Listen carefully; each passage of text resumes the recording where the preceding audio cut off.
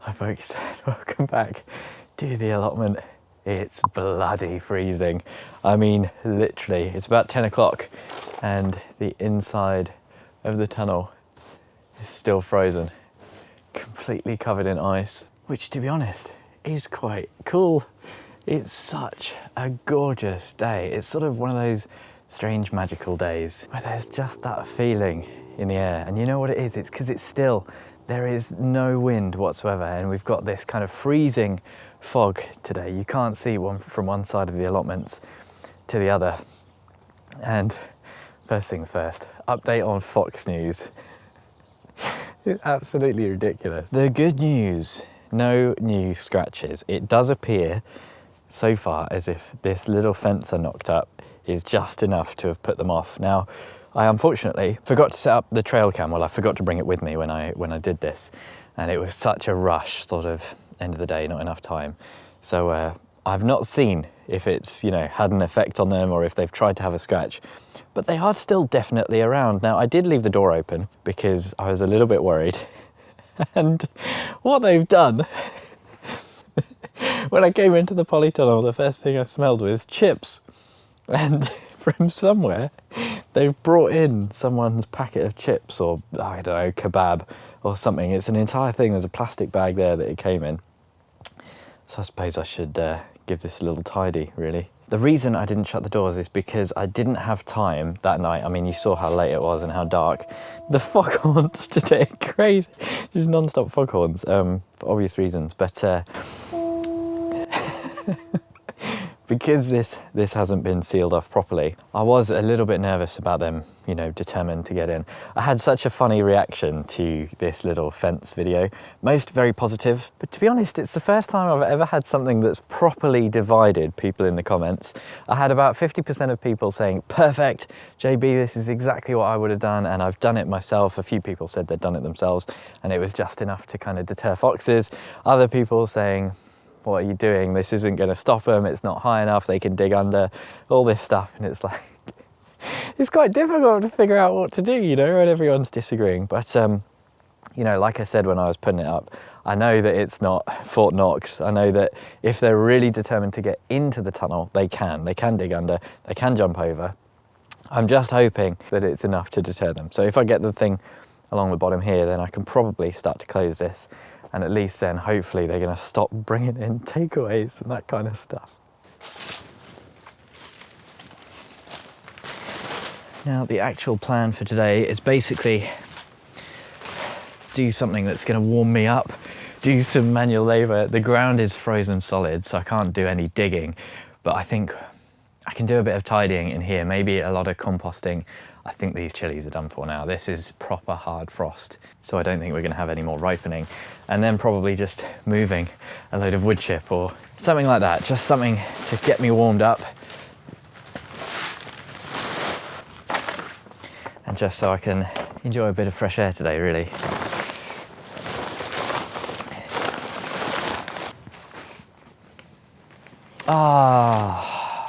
The foxes have definitely made themselves at home in here. There is a massive fox dump. For God's sake.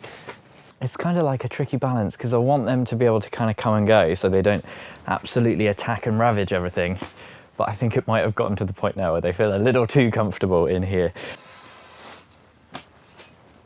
On the trail cam footage, they did look quite timid, but obviously getting pretty comfortable. I tell you what, shoveling fox crap is not what I thought I would be doing today. But you know, every day on the allotment is an adventure. You never know what it might bring. I just had a quick tidy and it's looking much nicer.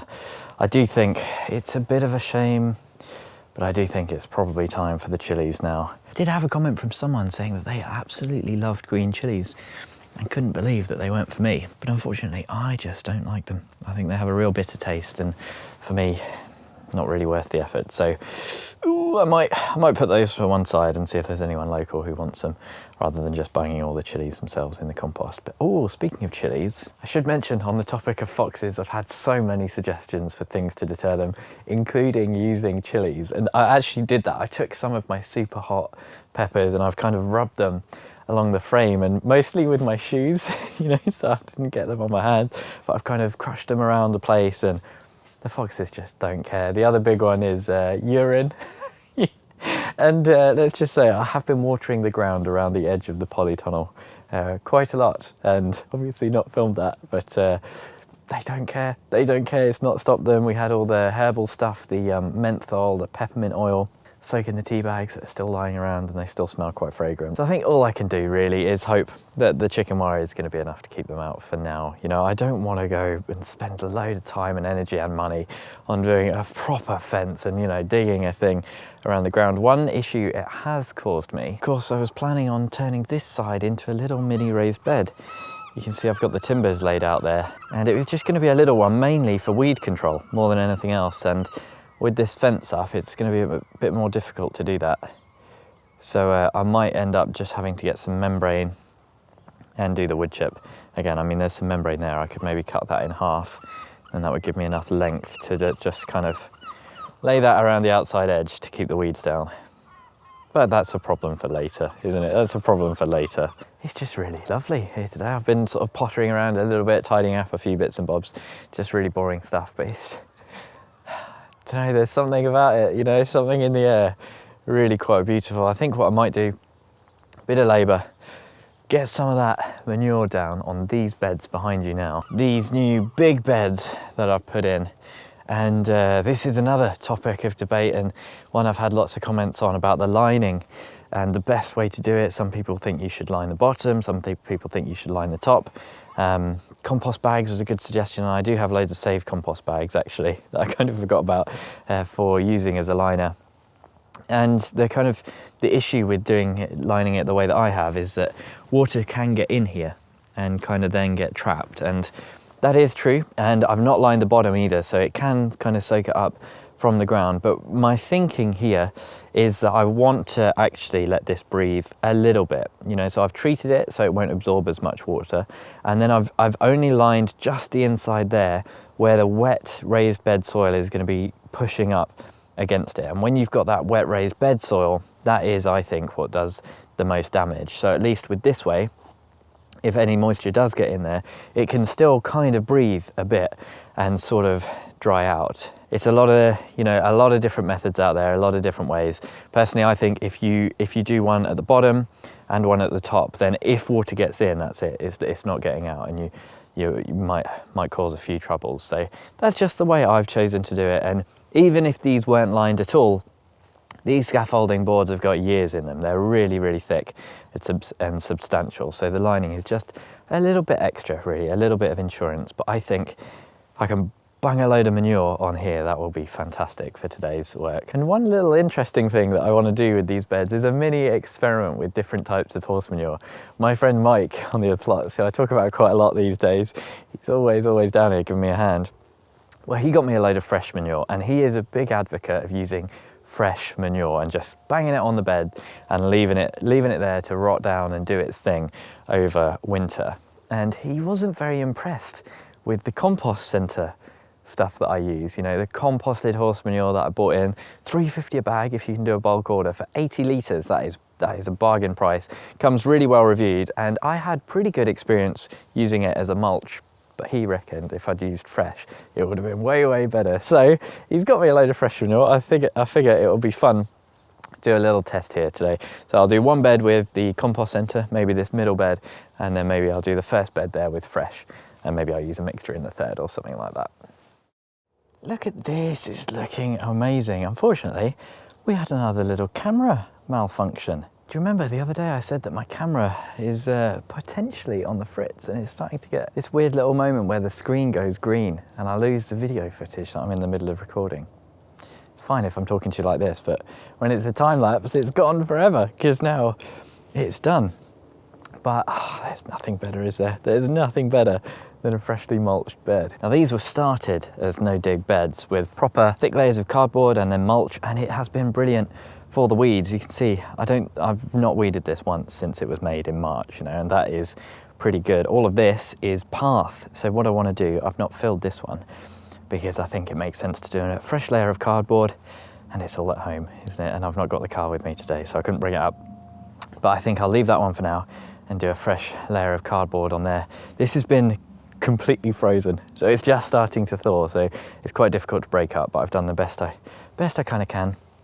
This stuff's a bit nicer. You can see this is the fresh stuff, still a few lumps, quite a bit of bedding and that kind of stuff in here, I think, which I hope is fine. I know that the farm is all fine, you know, no aminopyralid or anything like that. Mike's used this same source for a long time with you know, fantastic crops, to be honest. One of the reasons I want to try Mike's method is because his plot's amazing. To be honest with you, the results he got from his first year of growing, just from chucking down a load of manure and then putting plants in, puts me to shame. He had some fantastic crops.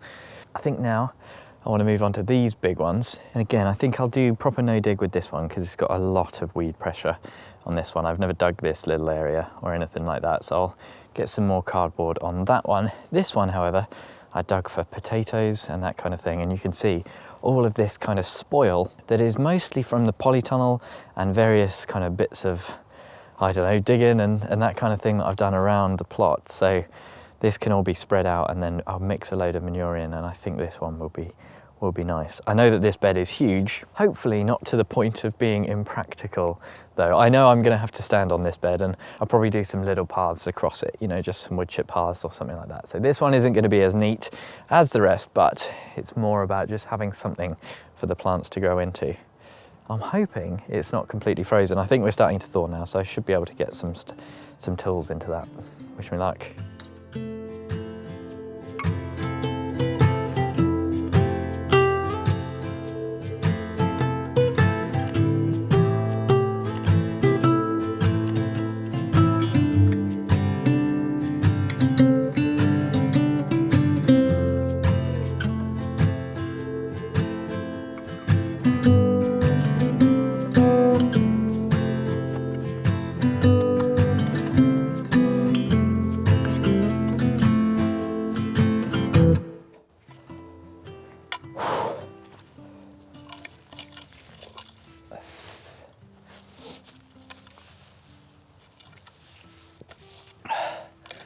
So, still pretty lumpy bumpy in a lot of places. A few kind of clods in here that I'm hoping when buried will just kind of break down. And this one, I'm not going full no dig, it's kind of too big to do that. So what I'm going to do now, I've got it a bit more leveled out, got the bed in the final position. Can you tell I've warmed up a bit as well? This is great though, I absolutely love it. On a day like today, when you start to get too hot, that's a good feeling, you know. These foghorns, wow. So I'm not planning on going full no dig in here just because I don't really think it's practical. Maybe I'll regret it later, I don't know, you know, we muddle through these things. But what I do want to do is chuck a few bags of manure on here and get it kind of mixed in, get it kind of worked in. This is probably going to be a slightly lower maintenance bed, you know. I'm going to do the sort of, mainly I've got potatoes in my head for this, although this whole thing as spuds would be a bit much, but definitely the lower maintenance things that I can put in here, forget about for a season. That sort of thing is what I'm going for. Maybe potatoes followed by squash or something like that. Basically something where a few weeds, it doesn't matter too much. You know, the bigger plants are going to go in here. They should have lots of soil, lots of room to spread out and hopefully choke out the weeds. I saw one of Niall's videos recently about fruit tree guilds. It was really good. And he was talking about suppressors and different kind of classes of plants. It was all very, very formal. But yeah, that's sort of the idea for this, a few suppressors. That's what I'm going to say. So a few weeds in here, doesn't matter, don't need to go full no dig. Maybe in time we can go no dig later on when I've got more material or something like that. But for now, stop talking JB, just get some stuff on it.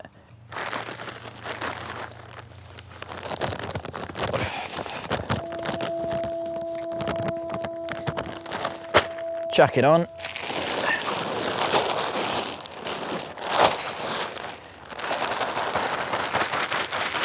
Mix it in. It's definitely easier when it's not all frozen, that's for sure. Got a lot of straw in this one. Oh yeah, that one's very raw. That's fine though. If you're kind of new to gardening, a bit of a beginner, I wouldn't be doing this in kind of spring. You know, the only reason I'm putting fresh, kind of pretty much raw manure on here now is because it's going to have that time through winter and the start of spring to kind of be broken down a lot more. And where I'm going with this method it's not like the plants aren't going just in to the fresh manure, it's going to be mixed with soil. So if it is still a bit rich for some plant roots, they can just kind of avoid it. You know, it's not like they're going into a raised bed that's full of it and it's going to kill them off because it's getting burnt by kind of, what's it called? Like nutrient burn when it's too rich for them, you know? This has put a proper smile on my face.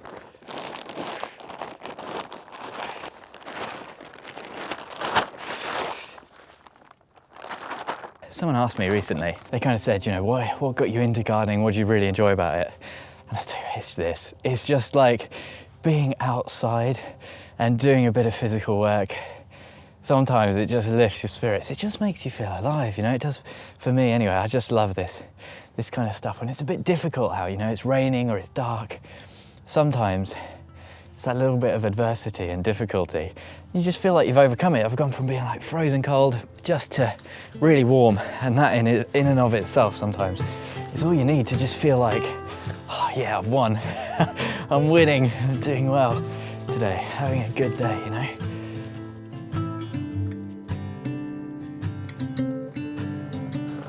Oh, this stuff's really gross. Oh no. Oh, it's sloppy, soggy. So I'd rather be dealing with this than the fox poo in the tunnel. Really does feel like it's made my day. Like, yeah, harvesting tomatoes is good, harvesting chili, making a little fresh salad in summer is great. But have you tried chucking around some horse manure? That'll put a smile on your face. Is it just me? It's just me? Am I a bit weird?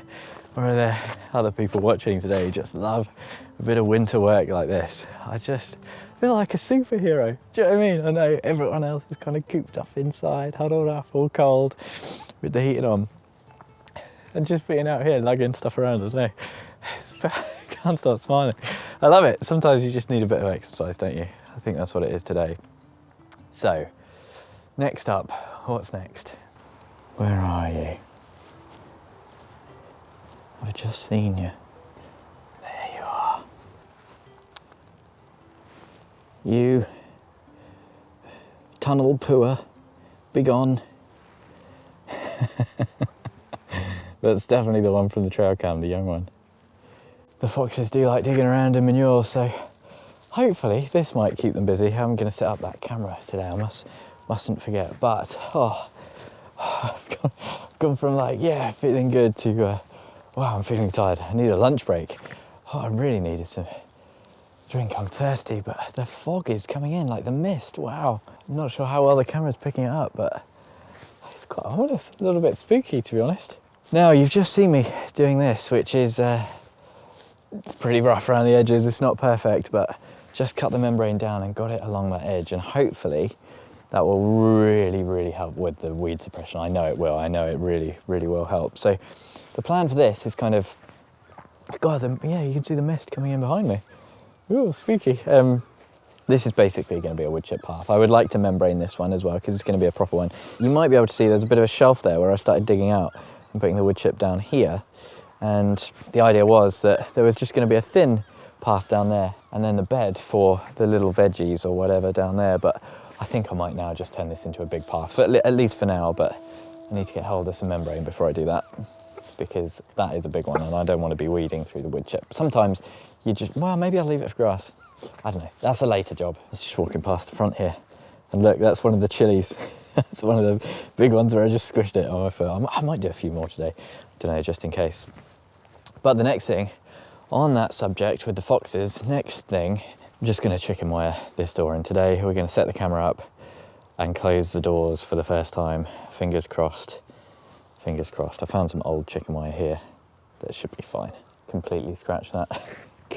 Cancel what I just said. Guess he's left his tools in the car. So I can't do that today, and I will probably leave the doors open again for another night. I'll probably just leave this kind of piled up here, and maybe that will deter them from getting in. But I do get really nervous about shutting the doors, and you know, if they want to get in, they'll get in. So maybe we'll leave it open again for tonight, and I'll come up tomorrow and do the chicken wire properly. There is one more thing that I wanted to do. What was it? Composting, yes. A nice one to finish on as well, because it's just maybe 2 degrees or something warmer in the tunnel. So these ones are for the compost. I'm going to chop them all up really small. Unfortunately, they just never really did it. We've got the Bet, the 7-pot bubblegum, which I've always struggled with, and that one is a Dorset Naga or a Butcherlakia, one or the other. I think these ones, we're just going to hang on a little bit longer. I feel like this one has got so many pods on it, the Kashmiri, for drying, and that peri-peri needs to be harvested as well. So we'll leave those for now. And I was thinking I might, this one, this little one, this pretty one, the Golden Nugget. I mean, it's not looking so pretty now, but I've cut it right back and put it into a small pot. And I always say I don't overwinter peppers, but that is such a gorgeous one. That is really nice with the variegation on the leaves. And so I don't need it to be productive. But if that comes back to life in spring and is looking pretty, I think that'll put a smile on my face. So I'll give that one a try.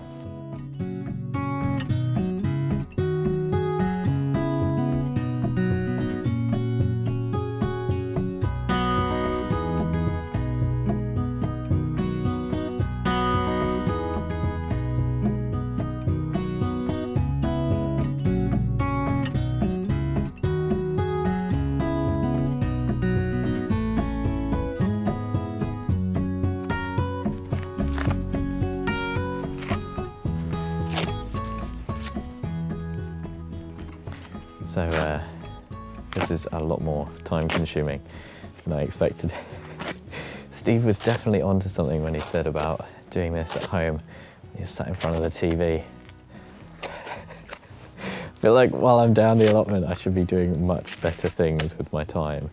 And I have started doing it at home in front of the TV, and it's quite nice. You just sort of don't really notice you're doing it. But this is all stuff that I bought up a little while ago before I started chopping it up properly, so I thought I'd just dip into it a little bit today. And to be honest, this might have been a bit of a mistake because the cold is starting to set in, but now that it's all chopped up small and nice, it does look good. One thing that is quite surprising though is, you know, when you're chopping up stuff properly small, it takes up so little space in comparison to if you've done it big, you know. So now this is all chopped up proper and mixed in with the cardboard. I might do just a little bit more cardboard in here. That's 3 chili plants and it all fits into there. But what a productive day. And I was kind of tempted to spend the day indoors today. I was looking out at the frosty ground and thinking about how cold it would be. But I think I made the right decision. I've had a brilliant time, and it's so good to make a start on those beds, which I do think look really, really nice. Thank you ever so much for joining me, with an extra special thank you to all of my Chili Pepper tier patrons: Tony, Bill, Pam, Louise, Mel, Michael, Denise, Socks in the Garden, and Andrew. Hopefully I'll see you again in the next one.